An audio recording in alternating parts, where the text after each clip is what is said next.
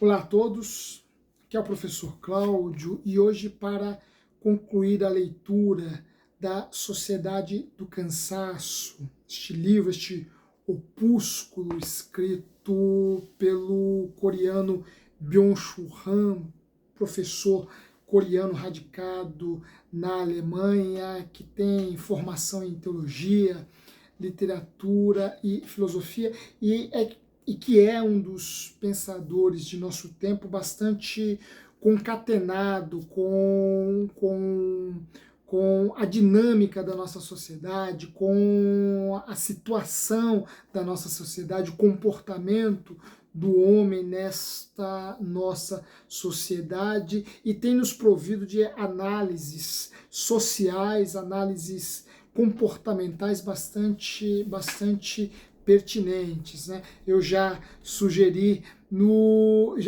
já tenho sugerido a leitura deste livro para vocês desde quando nós iniciamos esse ciclo de leitura, e continuo insistindo na importância de lermos obras como essa e tantas outras que se entregam à árdua missão de tentar entender o nosso tempo, tentar entender a nossa sociedade, tentar entender este nosso contexto histórico tão dinâmico, tão mutável, tão frankensteiniano, tão cheio de nuances. Enfim, vivemos tempos bastante hostis, bastante complexos, de tal modo que pensadores como o Byung-Chul Han, que tentam nos ajudar a entender este nosso tempo, merecem o nosso respeito, o nosso apreço, a nossa admiração, haja vista que, entendendo o mundo no qual nós estamos inseridos, de algum modo nós também nos entendemos, porque não somos entes completamente abstraídos da realidade concreta na qual nós estamos, na qual nós vivemos. Pelo contrário, em boa medida nós somos formados pelo contexto no qual nós estamos inseridos. E aqui eu não faço nenhuma profissão ou adesão ao determinismo social. Eu penso que, embora o homem nasça num determinado contexto, ele não está fadado a morrer neste contexto, a perecer neste contexto. Ele tem outras opções, ele tem outras escolhas, mas em boa medida nós somos constituídos pela formação que adquirimos do nosso meio, na formação que adquirimos dos valores, da visão de mundo, dos costumes, da moral, do contexto no qual nós estamos inseridos. Portanto, entender este contexto, de algum modo, nos ajuda a nos entendermos.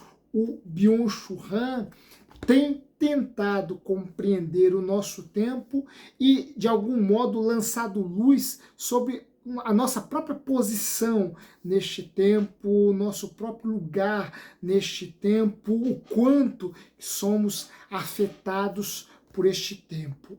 Bem, eu encerro hoje a leitura deste livro, me atendo a uma conferência que conclui esse livro. Este livro, o Byung-Chul Han conclui este livro inserindo aqui uma conferência que ele deu no Festival de Arte de Ruhr em 2015, e que nesta conferência ele partiu do pressuposto de que nós vivemos num tempo sem celebração. Nós vivemos num contexto histórico onde já não há mais espaço para a celebração ou para as celebrações. Bem, o que seria a celebração? Qual a importância importância da celebração e o quanto que ela nos coloca num outro nível de existência. A estas questões, a estas perguntas, nós, com a ajuda do Byung-Chul Han, tentaremos responder nesta nossa fala, mas antes eu quero te convidar a se inscrever em nosso canal. Este é um espaço por meio do qual nós divulgamos conhecimento. Nós falamos um pouco sobre literatura, sobre arte, sobre filosofia, ciência, música. Enfim, este é um espaço por meio do qual nós nos propomos a levar a vocês um pouco mais de conhecimento, um pouco mais de saber, um pouco mais de arte, enfim, nós buscamos contribuir para o seu crescimento, para o seu desenvolvimento, para a sua expansão de visão de mundo, de horizonte de existência. Enfim, este é um espaço por meio do qual nós divulgamos conhecimento. Portanto, nos ajude fazendo a sua inscrição, deixando o seu joinha e o seu like, isso nos ajuda bastante, divulgando este espaço a outras pessoas, a fim de que nós possamos levar essas lições a um número cada vez maior de pessoas. Bem, como eu já antecipei, nesta obra, neste opúsculo, né, e aqui não vai nenhum juízo de valor, aqui de modo algum eu deprecio este livro, o livro Opúsculo, porque é uma obra pequena, uma obra curta, inclusive é uma obra que a gente lê e relê num tapa, né? E eu espero que vocês já tenham lido este livro e relido. É uma obra bastante, embora uma obra curta, mas uma obra bastante enfática na análise que ela faz de nossa sociedade. Neste último capítulo, o Byung-Chul Han nos apresenta uma conferência, nos entrega uma conferência que ele deu num festival de arte em 2015, e por meio da conferência, ele se propõe a problematizar um dos traços característicos de nosso tempo, que é justamente a ausência de celebração. Nós vivemos num tempo onde já não há mais espaço para as celebrações, para as festas, e festas aqui no sentido de tempo de celebração, não é festa aqui no sentido trivial do termo, né? Festa de aniversário, festa de casamento, não. Festa aqui nós iremos utilizar como sinônimo de celebração. Nós vivemos num contexto histórico e social onde já não existe mais um tempo dedicado à celebração.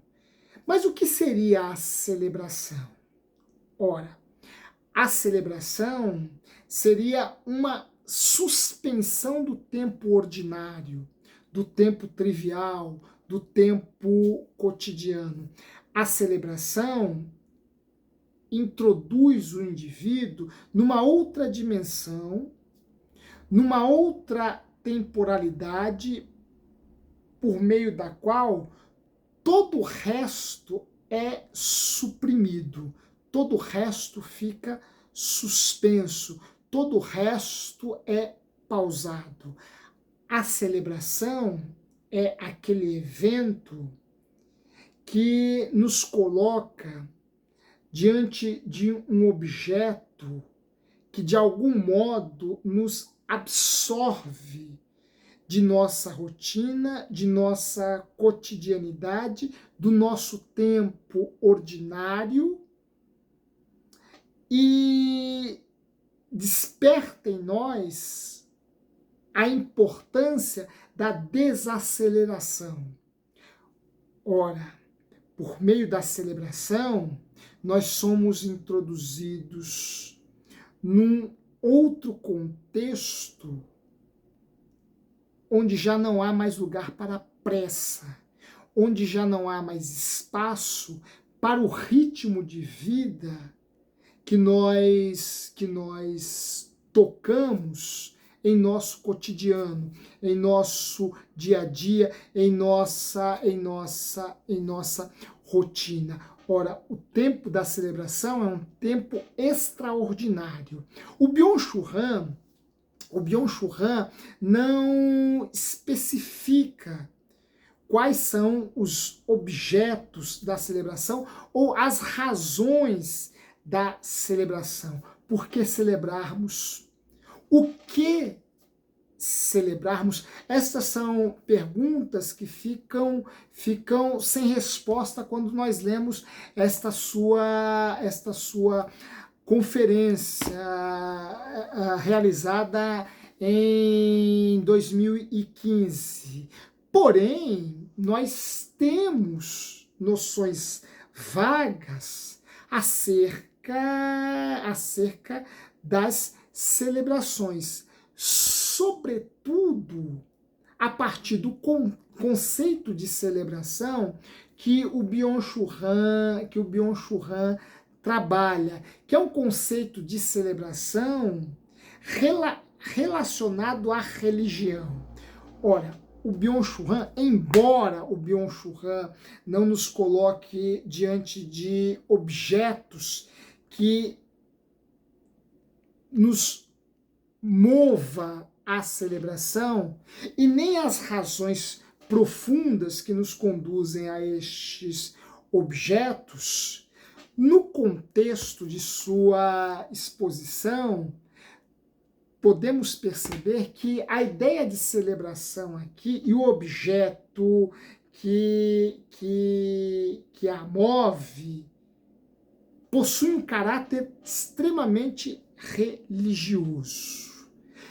E para sustentar este conceito, o Byung-Chul Han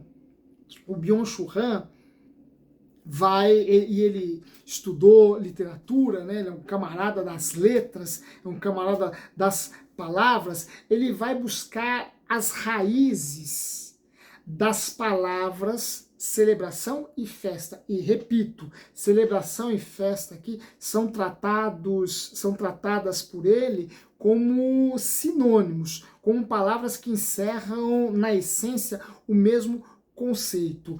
Ambas as palavras, celebração e festa, surgiram a partir de contextos religiosos. A palavra festa tem a mesma raiz da palavra feriai. E feriai, palavra de origem latina, e feriai significava o conjunto de ações ou de ritos realizados num contexto religioso. Então, a palavra festa é uma palavra que surge de um ambiente religioso, que surge de um ambiente consagrado àquilo que é sacro, àquilo que é sagrado. Uma outra palavra que o Byung-Chul Han utiliza para buscar o sentido da palavra festa e da palavra celebração é fanum. Ora, fanum, outro termo latino, fanum possui a mesma raiz que a palavra feriai, ou que a palavra feriai, palavras essas que deram origem à palavra festa, né? Ou festus em latim, para sermos um pouco mais rigorosos. Ora, a palavra fanum, que possui também a mesma raiz da palavra festa, também é uma outra palavra que possui uma conotação religiosa. Ora, a palavra fanum está relacionada a um espaço. Fanum, para os antigos latinos, nada mais representava do que o espaço dedicado ou consagrado à celebração da divindade. Ou seja, era o espaço do sagrado.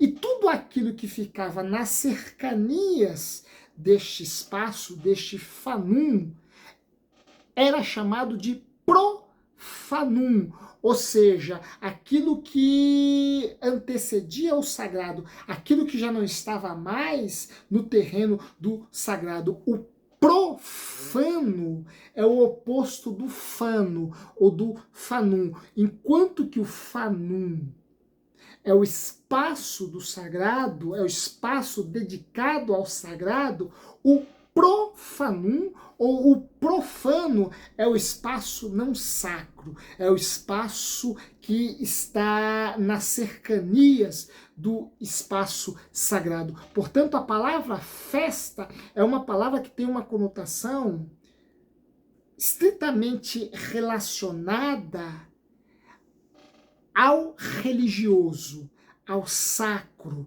ao ambiente consagrado à divindade, de tal modo que, para agradarmos esta divindade ou estas divindades, a melhor forma que encontramos para agradarmos aos deuses ou a Deus é nos consagrarmos para a festa ou para a celebração.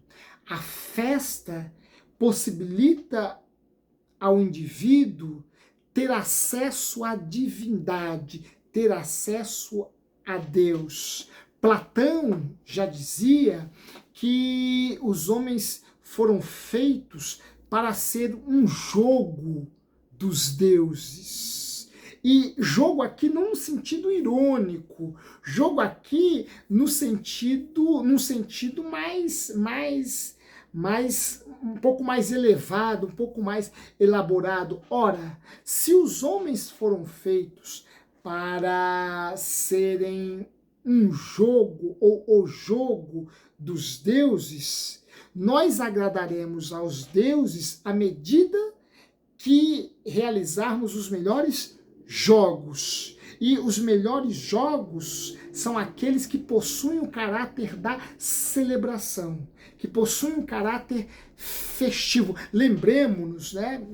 Lembremos que os Jogos Olímpicos, e Platão é um grego, os Jogos Olímpicos que foram inventados pelos gregos tinham um fundo religioso. Eram também uma forma dos homens celebrarem os seus deuses. Tanto é que aquela coroa de louros que o vencedor de uma Olimpíada em qualquer modalidade ganhava, era uma referência à coroa do divino, à coroa de Zeus, à coroa do Deus supremo. Era uma espécie de auréola que protegia o indivíduo de quaisquer males, haja vista que ele estava adornado com a mesma coroa do divino, com a mesma coroa dos deuses. Então, os Jogos Olímpicos possuíam um caráter religioso. Então, quando Platão diz que o homem foi feito para ser um jogo, um brinquedo de Deus, e brinquedo no sentido, repito, né?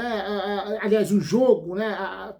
O termo mais apropriado seria esse, mas brinquedo também é uma tradução pertinente. Ora, quando Platão diz que os homens foram feitos para ser o jogo dos deuses, Platão pensa neste contexto olímpico e procura interpretar parte deste contexto olímpico e procura interpretar o homem em sua relação com o divino numa perspectiva existencial, numa perspectiva para a vida. Se os homens foram feitos como jogos dos deuses, a melhor forma de agradarmos a estes deuses é escolhermos os melhores jogos, é realizarmos os melhores jogos, aqueles que de fato glorificam os deuses, alegram os deuses. E as celebrações, como as Olimpíadas, são uma forma do homem ter acesso aos deuses. Portanto, na análise do Byung-Chul Han, e é bom deixar sempre isto claro, na análise do Byung-Chul Han, o tempo da celebração é um tempo por meio do qual o homem se aproxima do divino. Ora, e o homem se aproxima do divino porque no tempo da celebração ele simplesmente cessa com seus trabalhos, cessa com as suas atividades, cessa com aquilo que até então ele vinha fazendo. Ora, a celebração é um tempo no qual o homem suspende as suas atividades, o homem já não mais trabalha. Portanto, celebrar é a suspensão do trabalho, é a pausa do trabalho, é a interrupção do trabalho. E à medida que o homem interrompe o trabalho por meio da celebração, para celebrar, para festejar, este homem se identifica com o divino. Este homem se assemelha ao divino, visto que os deuses não trabalham e os deuses não produzem. Portanto, e essa ideia é uma ideia interessante que o Byung-Chul Han aqui coloca, portanto, o homem se aproxima, ou os homens se aproximam do divino quando eles se dedicam a um tempo que já não é mais o tempo do trabalho, que já não é mais o tempo da produção ou da produtividade. E este tempo da celebração já não encontra mais lugar em nossa sociedade, haja vista que esta sociedade é uma sociedade completamente voltada para o trabalho, para a produtividade. Ora, esta é a sociedade do desempenho. Esta é a sociedade que interiorizou o trabalho como sendo a panaceia ou remédio, a cura para todos os nossos males. O desempenho, a produtividade é o mantra do homem de nosso tempo. Ora, produzir é uma forma de estar vivo, é uma forma de realizar-se, é uma forma de desenvolver-se, é uma forma de atingir a plenitude. Portanto, como podemos falar de um tempo dedicado à suspensão do trabalho e da produção sem sermos acometidos por qualquer culpa? Se somos constantemente bombardeados acerca da pseudo-importância de estarmos produzindo e trabalhando constantemente, não há mais tempo, não há mais espaço para a celebração numa sociedade que cultua o trabalho e a produção, que universalizou, mais ainda que absolutizou o trabalho e a produção. Ora, o trabalho e a produção são verdadeiros absolutos, são verdadeiros imperativos categóricos de nosso tempo. É o trabalho, é a produção que nos levam à plenitude da nossa existência.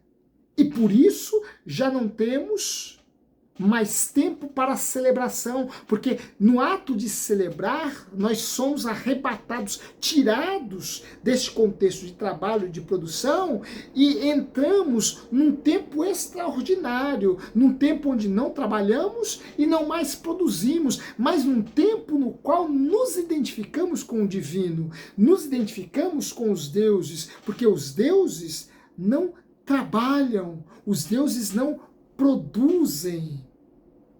Os deuses não realizam estas atividades corriqueiras. Ora, não há mais tempo para a celebração, porque vivemos na sociedade do trabalho, vivemos na sociedade do desempenho, vivemos numa sociedade que absolutizou, universalizou o trabalho e a produção. E por conta disso, perdemos o nosso vínculo com o divino. Já não mais nos assemelhamos aos deuses, já não mais nos assemelhamos ao divino, porque estes, os deuses, não trabalham e não produzem. Logo, a ausência da celebração nos tirou desta dimensão mais elevada, mais sublime, divina mesmo, e nos lançou de forma incondicional no tempo da cotidianidade, no tempo do profano, no tempo do ordinário. E uma vez agrilhoados no ordinário, no profano, já não mais podemos contemplar a novidade da existência, a novidade do existir, a novidade da vida, como se fosse o primeiro dia da criação, porque já nos tornamos reféns, escravos do vulgar, do ordinário, do profano. A palavra festa, portanto, ou celebração, tem essa relação com o religioso. E mais ainda, o Byung-Chul Han deixa claro que a palavra festa possui também relação, por um lado ela possui relação com o divino, com a divindade, mas também ela possui relação com a beleza, com o belo. Por quê? Porque o ato do indivíduo ir a uma festa o leva a optar pela melhor roupa, pelos melhores adereços, pelo adorno ideal. O ato de festejar pressupõe uma preparação estética. Quando vamos a uma festa, procuramos nos arrumar a rigor.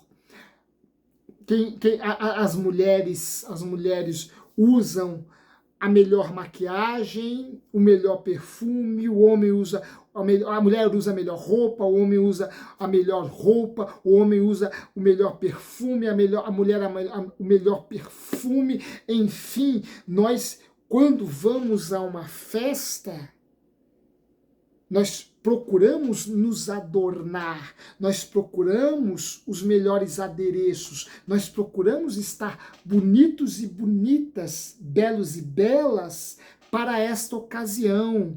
A palavra festa, portanto, tem uma relação com o belo. Se hoje já não encontramos mais tempo para a celebração, já não encontramos mais tempo para cultivar o belo, para cultivar a beleza das coisas. E parece até. E aqui o ponto e aqui a análise é bastante gritante. Vejam quantas bobagens nós cultivamos ou cultuamos nas redes sociais, nos streaming da vida. Vejam quanta caricatura, quanta coisa desprovida de beleza ocupa a cabeça, a alma, o coração da maior parte da população mundial. Veja, as redes sociais estão aí para vermos o quanto que o ridículo, o patético, o caricatural, o disforme, o assimétrico, o desarmônico, o feio é cultuado, é cultivado, é celebrado. Ora, não existe mais não existe mais lugar em nossa sociedade para a celebração e, consequentemente, não existe mais lugar para a contemplação e a fruição do belo, da arte, daquilo que expressa a harmonia, a simetria, aquilo que gera um prazer espiritual e que desperta em nós mais e mais o desejo, a fruição. Não cultivamos mais a bela música, não cultivamos mais a bela poesia, não cultivamos mais a bela literatura, não cultivamos mais o belo filme, o belo cinema, não cultivamos mais a bela pintura, não há mais espaço para a celebração do belo, porque já não há mais espaço para a celebração, porque estamos completamente ou fomos completamente absorvidos pela trivialidade, pelo ordinário, pelo caricatural, pelo profano, por aquilo que não permite ao homem experimentar uma condição que o aproxime dos deuses, que o aproxime do divino. Não vivemos, não temos mais tempo para a celebração e para a festa.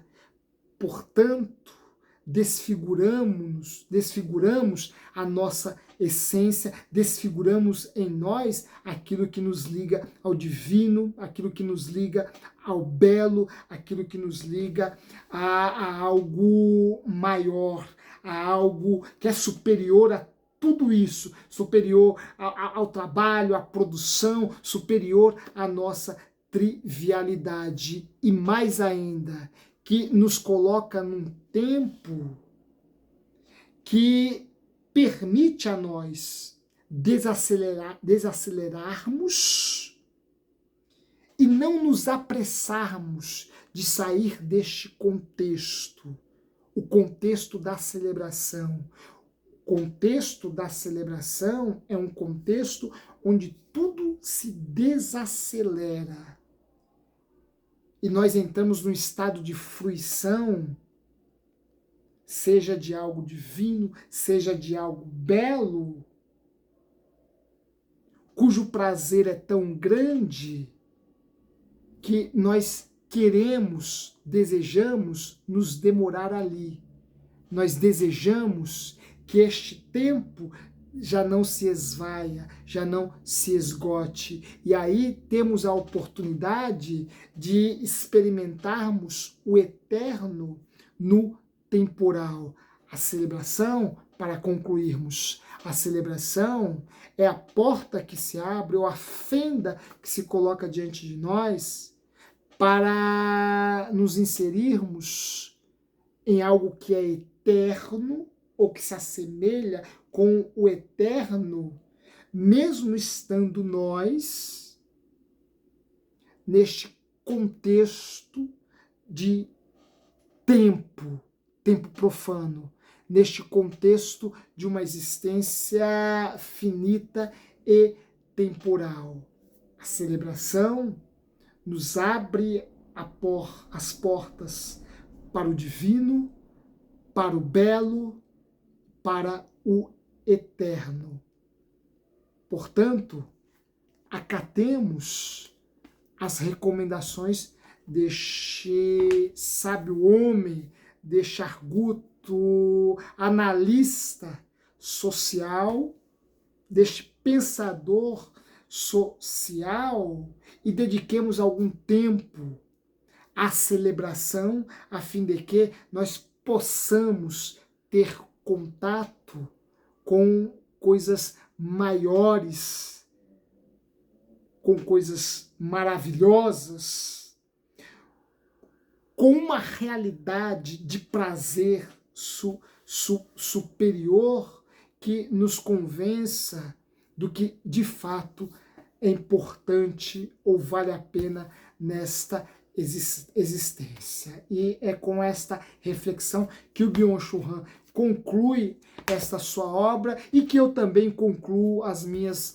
leituras, ou esta jornada de leitura que eu fiz com vocês a partir deste livro. Renovo a minha recomendação, as minhas recomendações para que vocês leiam A Sociedade do Cansaço, tentem fluir daqui grandes lições, porque há aqui grandes lições que nos ajudam a entender o nosso tempo e nos entender neste tempo e que nos coloca diante de oportunidades ou de caminhos que nos ajudarão a nos tornarmos indivíduos melhores, indivíduos mais humanos, indivíduos não medíocres e apequenados. Essa é uma obra que traz também algumas filosofias para a vida, ou filosofias da vida, e vale a pena a nossa leitura. Encerramos aqui, portanto, a nossa jornada de leitura da Sociedade do Cansaço. Em breve nós retornaremos para iniciarmos uma outra jornada de leitura. Eu aguardo vocês aqui e logo mais nos veremos em outra ocasião. Se você leu o livro, teça aqui os seus comentários acerca do livro, coloque aqui se você gostou ou não gostou, se esse conceito de sociedade do cansaço é um conceito pertinente, é um conceito que faz sentido, que se justifica. Enfim, faça aqui os teus comentários, não se esqueça de deixar aí o seu joia em nosso canal e divulgue este espaço a outras pessoas. Um forte abraço e até a nossa próxima jornada de leitura.